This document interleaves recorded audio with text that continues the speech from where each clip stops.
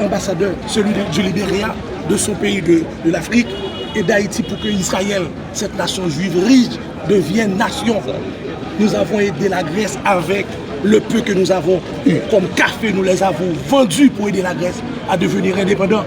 C'est Haïti qui a aidé Simon Bolivar à libérer toute l'Amérique latine. Nous avons été à Savannah, 400 hommes de couleur ici, haïtiens de couleur, ont été à Savannah en 1779 pour aider les Américains quand les Anglais voulaient revenir.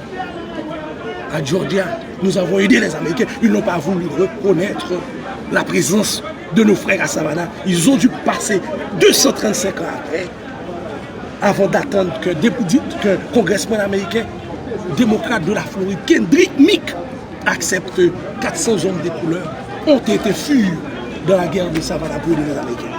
Aujourd'hui, nous sommes un exemple de liberté. On ne peut pas se permettre de nous laisser piétiner. Jouer avec nous. Si Jovenel, il fait son petit bonhomme de chemin, il conduit le pays à bon port, aucun problème, c'est tout à fait normal. Vous êtes accrédité auprès de lui. On est en diplomatie, vous avez à lui vous lui devez de la protection. Aujourd'hui, Jovenel est décrié. Le peuple dit non, il ne peut pas assurer la sécurité de la nation. Le président à qui on a confié la mission de donner un signal par rapport à la justice, il est impliqué jusqu'au cou dans les dossiers de dilapidation. Aujourd'hui, le peuple haïtien dit non, nous devons nous mettre à l'heure du monde. Le monde se développe, le monde est un village. Nous ne sommes pas acceptés par la Caraïbe par le seul fait que nous sommes trop pauvres. Si on nous donne un passeport caribéen, les Haïtiens vont envahir les îles de la Caraïbe. Pourquoi cette discrimination? Parce que tout simplement l'international veut nous mettre dans cette situation. Il ne veut pas qu'Haïti puisse profiter de ses richesses. Vous avez vu, vous avez visité le pays, vous avez vu ce qu'on a comme richesse. Le pays n'est pas pauvre. Mais dans cette génération, dit clairement que le temps de Thomas Sankara est révolu. On ne veut pas accepter.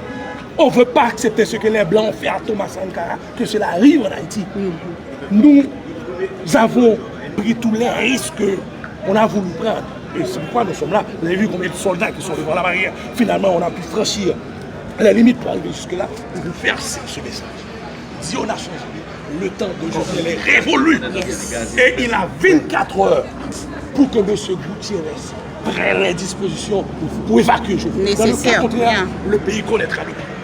Ça, c'est un message. On n'avait pas voulu faire trop dur, mais c'est une façon de vous percer les oreilles pour dire aux gens des Nations Unies, ça ne va, on va il ne faut pas accepter l'inacceptable.